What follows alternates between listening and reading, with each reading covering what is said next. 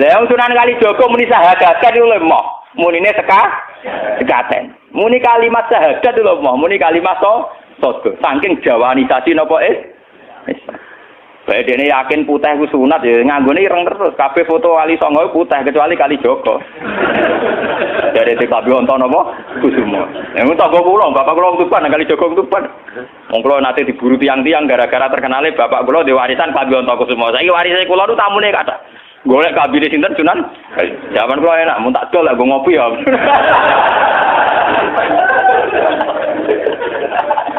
Mau Gus. Barang apik timo didol kok ngopi. Sing duwe aku terserah kula kan.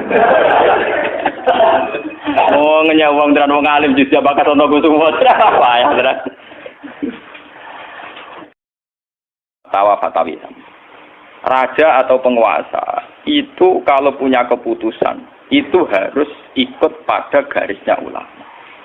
Saya kalau bolak-balik matur. Sekarang yang merupakan garis ulama dalam konteks bernegara itu apa? Ini kalau ngomong sensitif ya. Yang kaitannya ulama dengan negara dalam konteks negara yang kayak Bhinneka Tunggal Ika itu apa? Itu pancen repot. Misalnya begini. Kita punya Ambon, punya Maluku, kita punya NTT.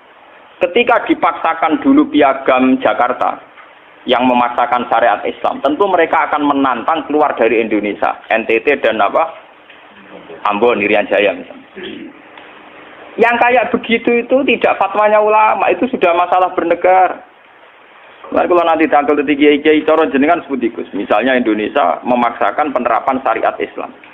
Syariat Islam yang mana? Kalau syariat Islam formal, mungkin kita akan mengatakan sebaiknya diterapkan syariat Islam. Tapi termasuk syariat Islam adalah menjaga peluang dakwah. Ini catat. Dan saya siap ketemu Allah dengan pendapat ini. Bukan berarti saya terus pluralisme atau pakai teori-teori modern. Tidak. Saya pakai teori ulama. Saya tidak pakai teori modern. Catat ini. Saya tidak pakai teori modern. Pakai teorinya ulama. Termasuk syariat adalah menjaga peluang dakwah.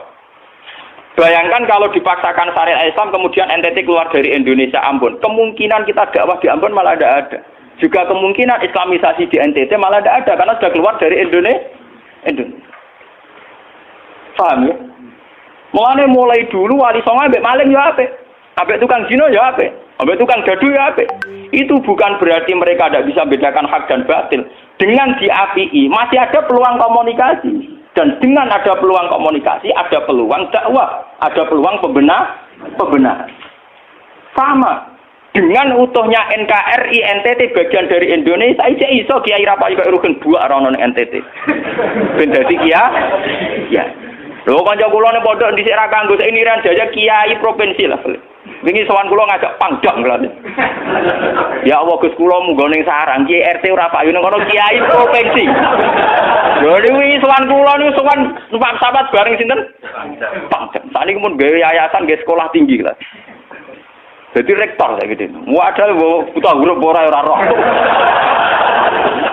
Wong sak urip-uripe ngaji mek kula roh tenan bodorane roh tenan. Saya bakasane mbek napa? Pangdam.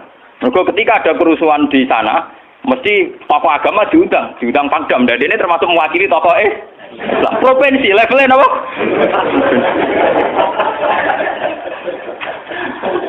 Artinya logika sehat kita, kalau kita memaksakan syariat Islam formal malah NTT lepas, itu kan berarti tidak ada kesempatan dakwah. Toh dengan tidak lepas, toh kita bukan berarti tidak ingin dakwah, kan tetap ingin apa?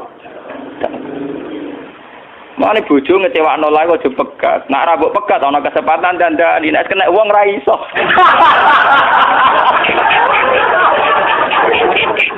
Tapi tak takdir ra apa. Ya sama. Semua sejarah Wali Songo itu sama orang nakal kan ndak apa-apa. Sampeyan delok biografi Ki Khudori Tegalrejo, dhisik terkenal yo kancanan bajingan. Bajingane tunduk mergo sungkan ramahe. Teng Rembang ana jenenge Ki Sahid, wonge ganteng ya toreko. Niku wonten bajingan tobat mergo kula nu sungkan mbek Sahid. Mboten nate duka mbek kula, ketemu kula pengen senyum. Lha iku sungkan senyume nganti tobat.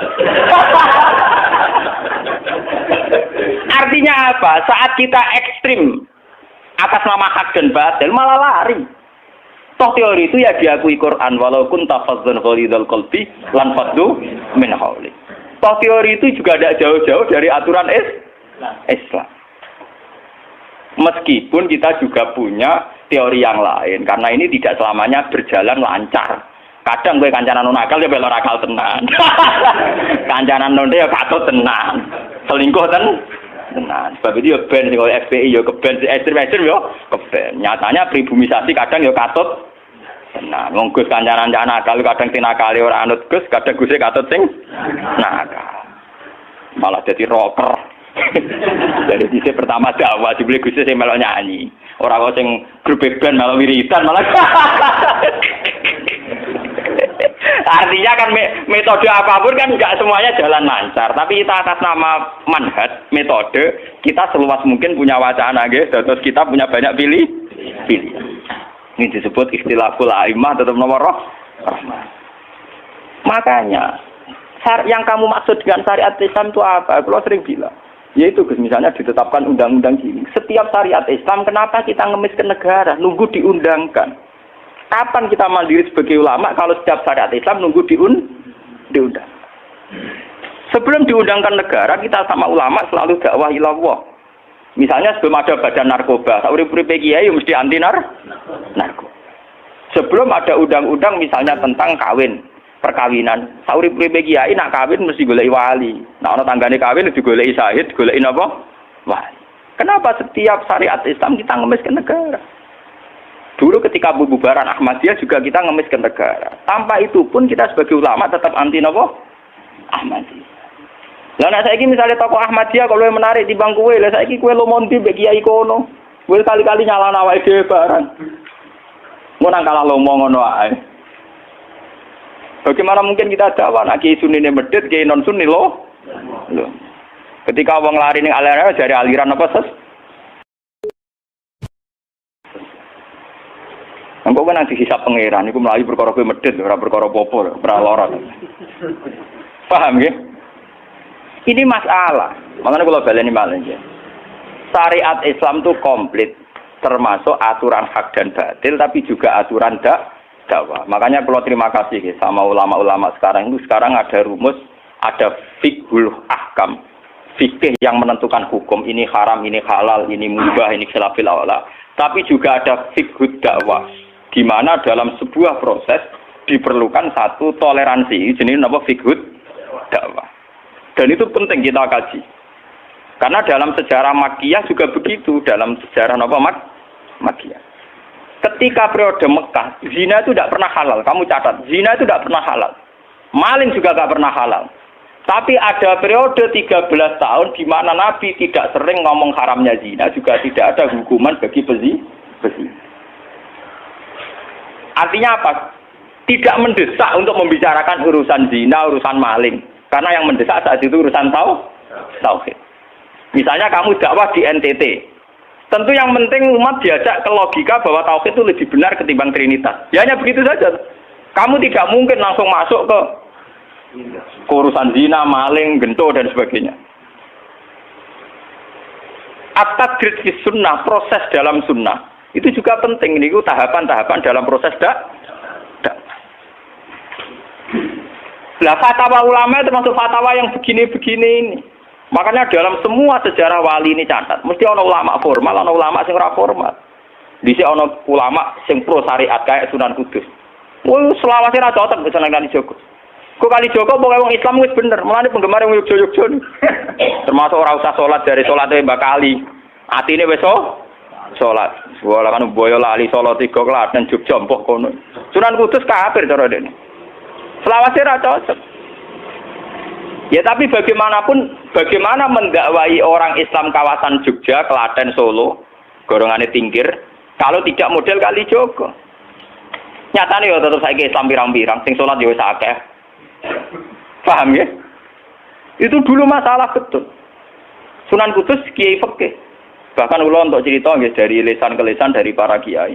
Sunan Kalijaga selawase tukaran terus mbek Sunan Ainul Yakin. Ke sisi tok ape gawe dakwah nganggo macan tengul. Napa jenenge? Wayang napa? Tengul. Wayang tengul lak bentuke fisik wong, koyo patung. Haram. Kuman sewara sorotan udziba kok kon ngekek nyawa barang jero iki kuno kan ngene. Akhirnya tukaran. Kali Joko sadar iku metode efektif. Walhasil akhirnya disuwarno kiai sepuh zaman iku Sunan Kudus, Sunan Ampel terus ditenan ya saiki sedengan wayang kulit. Mergo wong gepeng ora urip. Ya tetep ana wayang tapi kulit. Artinya iku ya gepeng artinya kan gak urip.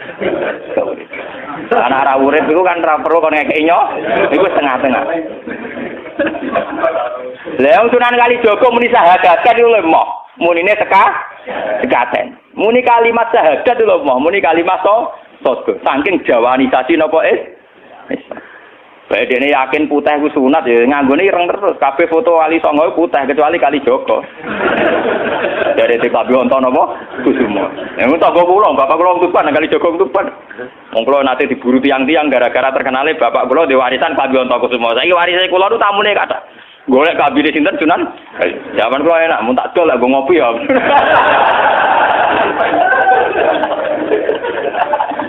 Mau Gus barang apik timo didol kok ngopi. Sing duwe aku terserah kula. Oh ngenyawang tenan wong alim jujur bakat ono Kusuma. Payah tenan. Mulai dulu Abu Yazid Al-Bustami juga begitu. Mesti ada ulama yang di kampung-kampung. Sama tak ceritani ya, biar ulama syariat tidak terlalu ekstrim. Zaman Sayyidina Umar jadi khalifah. Khalifah resmi yang ditunjuk para sahabat. Dan saat itu belum banyak konflik. Yes, belum banyak apa. Itu Sayyidina Umar mendapat amanah dari Rasulullah sallallahu alaihi wasallam. Umar, saya punya umat. Dia adalah orang terbaik di zamannya.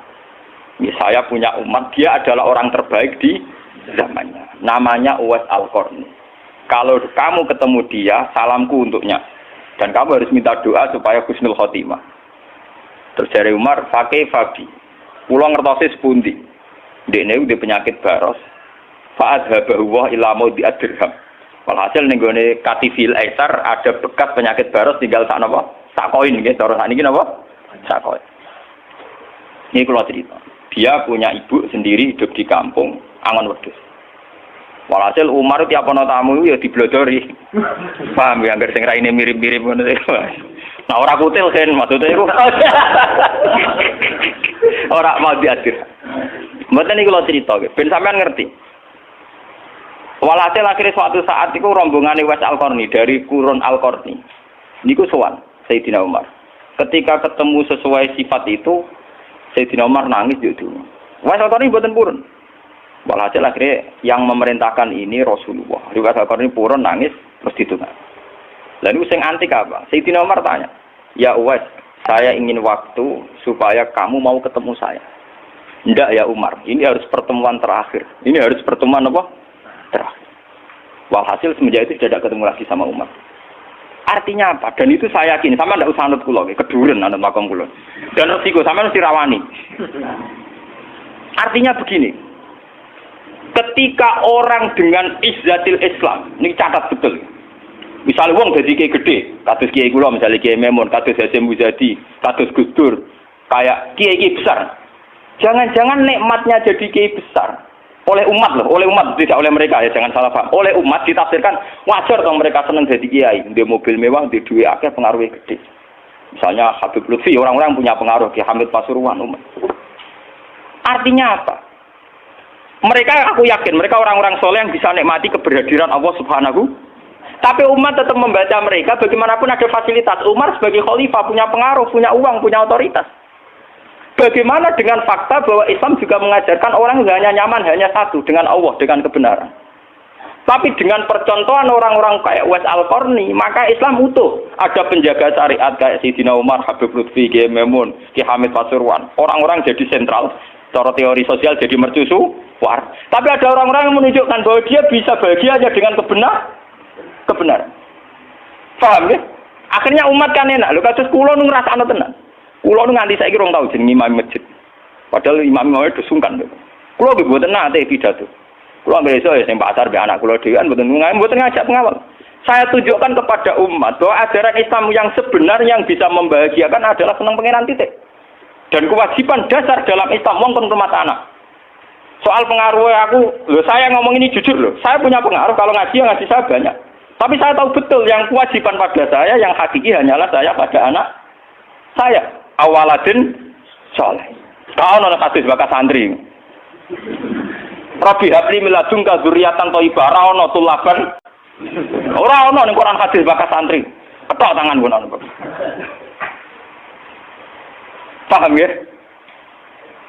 Artinya apa? Kalau santri-santri punya cita-cita kayak kiainya, nanti dongo, itu kan terbayang kiai yang mulya, kiai yang dapat suanan banyak, kiai sing dijujuki wong akeh. Itu bahaya sekali, kok nak mulai rada di ngono mutung. Perempal-perempul. Aku ngalim lah ora ana kiai, ora dadi kiai. Loh, untuk jadi kiai itu kan gampang. Orang nikmati sholat, nikmati ibadah, nikmati kebenaran, wis hakikate kiai, paham ya? Malah dene gento, nak nyaratno enake ngenteni mul. Kulo nganti sakniki, bayangno sakniki, umpama sampean saiki kuwabe lho ora seneng kulo. Kulo nek ndak ada masalah. Kulo kok krungu kabar, sakniki sing seneng jenengane bubar kabeh. Sami sekolah zarah kulo mboten susah. Hakon lho. Hakon wah lho mboten susah. Karena saya harus melatih diri bahwa kebenaran Islam, wes aku ini mau tukang angon wedhus ke rumah ibu. Agar esok dagangan di pasar nak badi di rumah ibu. Tapi dengan begini dia walinya setingkat Sayyidina Umar. Karena apa? Itu tadi menjadi percontohan bahwa untuk menjadi hamba yang baik tidak perlu semegah Umar, tidak harus semahal Umar. Sama tidak usah niru ya, masalah itu Isra Mulya loh, artinya ya sudah. Tidak usah niru, ini hanya pelajaran saja.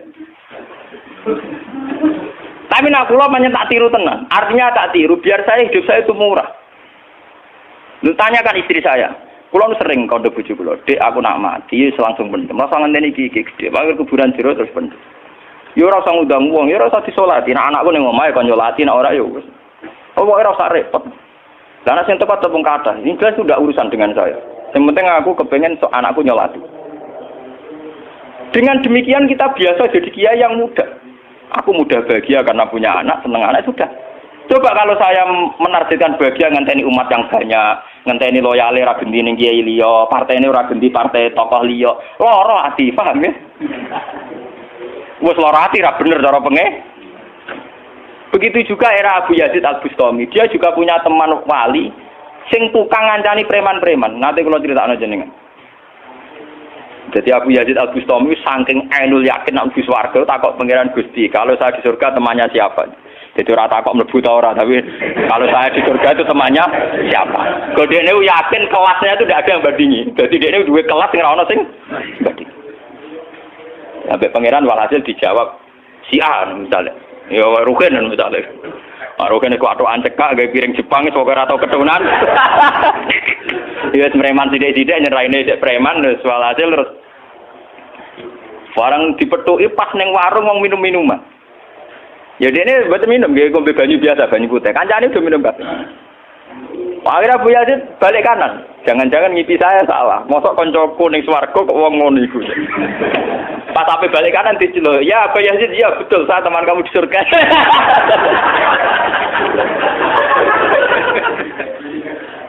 Akhirnya tak apa Bu Yazid. Saya iku walim kelas atas kok kelakuan ngono. Kula ngancani wong minum-minum niku dalam proses dakwahi mereka. Aku separuh wis tak tobat. Sing separuh tugasnya jenengan mriyang. Awalane mriyang wali resmi kon nobat wong pre. Jadi gampangane umate Gus Mek terus kon mimpin Hasyim Muzadi. Paham ya? Wafu ya terus ngetokno wali ini. Iya. Umatem kon delok raiku. Nak ora tobat aja undang Abu Yazid Al-Bustami. Delalang. Hei umatku, itu seorang wali Abu Yazid. Lihatlah wajahnya. Langsung tobat kabeh. Ngene alamat kiai nek tau nobatno wong. Ana kiai kok ora tau nobatno wong, ora ana wong sing tobat krana wajahe ta suarane ora pati kiai. Paham nggih? Ora pati napa? Iya. Tugas kiai nobatno wong ora ana sing tobat malah kepelayon. Iku ora pati napa? Artine dia nyaman tenan. Kadang gitu bisa wong, kadang macam-macam rasa-rasan. Nah, kula ning pasar biasa, bisa wong gitu biasa. Ya kadang ngertos, sesuai ngerti nek iku putrane bapak. Wong iki sepuro iki kula biasa. Wong kula boten biasa, boten apa-apa. Nggih biasa. Wong kula nate Kula nek teng saran termasuk kiai, nanti ngebis mau dipukuli tiyang mergo ngrasa luwih kiai timbang kula. Wah anak kula teng pondok sarang ngalim ngeten-ngeten. Padahal kula niku gurune batin. Wah maten. Wah. Saking awam kula, maksudnya karena saya dipil ngajak anak kula ya nggo jajan sitok ngono. Guyon mbek anak kula wis wong awam cekek. Situ bukan apa, bukan saya apa, untuk menjaga itu. Bahwa khazanah Islam itu ada tokoh formal kasih Sayyidina Umar, Nabi Musa, kayak Kiai Memun, Habib Lutfi, ya siapa? Kalau di sini mungkin kados Kiai Nawawi banyak Kiai, enggak apa-apa, itu harus kita jaga, kita hormati.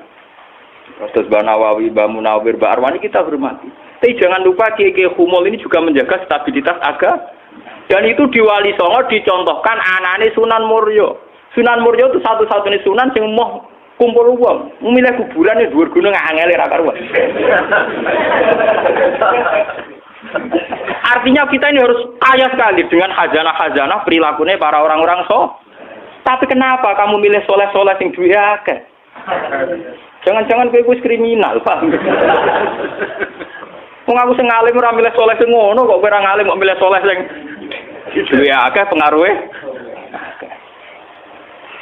Nah, kula nu sakniki nu sumpun nang urip kula nu wis final. Kula nganggep urip kula pun final. Mana dari bojo kula nu tidak kula mati. Kula nu nganggep urip kula nu final. Artinya saya itu sudah nganggep Islam itu final.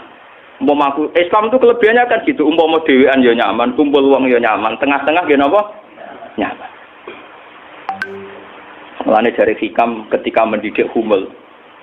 Bagaimana saya butuh orang saat saya lahir juga sendiri.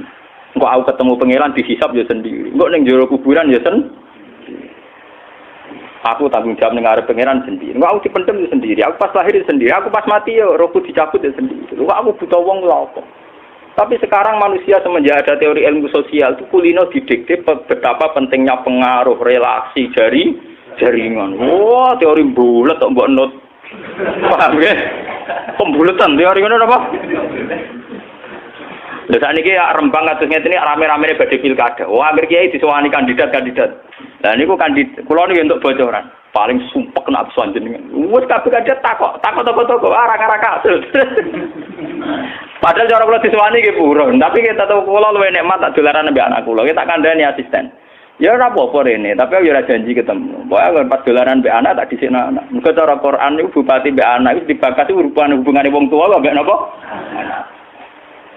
Kok kowe bupati dolan apa tau dolan mbek anak menang anakku. Aneh lho Gus. Ora aneh banyak ngono cara Quran dibakas wae anak. Ning Quran dibakas kewajibane wong tua mbek napa? Anak la tudara walidatum biwaladiha wala mauludul lahu biwaladi. Engko nek wis mati zaman tabnu adam ing kota amaluhu. Engko termasuk ya awaladin salihin. Nabi-nabi susahe Rabbi habli miladunka dzurriatan thayyibah. Ora, iku ilmu-ilmu kiai-kiai anyar sing nuruti nafsu, ana pentingnya relasi, jaringan macam-macam. Ya memang penting, hablum minanas itu penting, tapi sepenting-pentingnya itu masih penting sing fardhu ain, rupane malah kadang ngamuk anak. Aku ning jowo dihormati, kuwi anakku malah ora hormat aku. Lah manjen nyai ning jowo mbek anake ora tau nyai kok. Paham ya? Ambek tamu ramah anak disentak. Dolen. Paham napa doh? Dolen. Mesti wae anake ra pati taat. Wong anake sering disentak demi wong li. Wis kali-kali wong liya disentak demi anake. Bareng anake ra hormat, wong aku ning titi dihormati malah anakku dhewe ra salah iki. Lho kula nganti sakniki sore anak kula tak jak piye nganti sakniki. Bukan apa kula. Kula kepengin niru tradisi wong saleh-saleh dhisik. Nabi Musa, sinten Uwais Al-Qarni mendapat kehormatan gitu perkara ngrumat ibu. Kanjeng Nabi sering cerita, ana wali sing nak sowan wong ditolak iku dadi wali mau perkara ngrumat anake jare Kanjeng Nabi. Lan ngendikane Kanjeng Nabi ana wong kerja ning pasar adol kayu kok mulai nggo napa kaya anake bojone iku hakon ala Allah untuk mencintai dia. Dan ternyata kewaliane Uwais Al-Qarni sing model humul, model tertutup setingkat kewaliane Sayyidina Umar.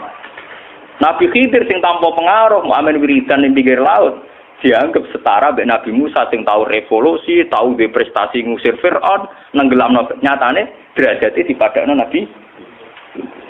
Artinya begini loh, jangan-jangan kita mengidolakan ulama besar itu bukan karena keulamaannya, alimnya enggak, tapi karena kebesaran.